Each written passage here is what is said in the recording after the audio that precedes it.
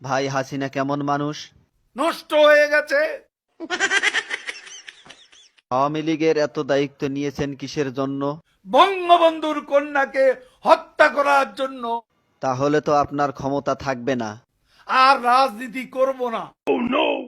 কাদের ভাই, জয় তো আওয়ামী লীগের নেতৃত্ব দিবেন, আপনার মতামত কি? তার নেতৃত্ব বাংলাদেশের জনগণ কোনো দিনও পছন্দ করবে না, ঘৃণা করবে। কাদের ভাই, এ কথা শোনার পর হাসিনা তো আপনাকে ঢাকায় থাকতে দিবে না। ঢাকা শহর শেখ হাসিনার কি বাপের সম্পত্তি? কাদের ভাই, আওয়ামী লীগ কেমন দল? এরা খুনি।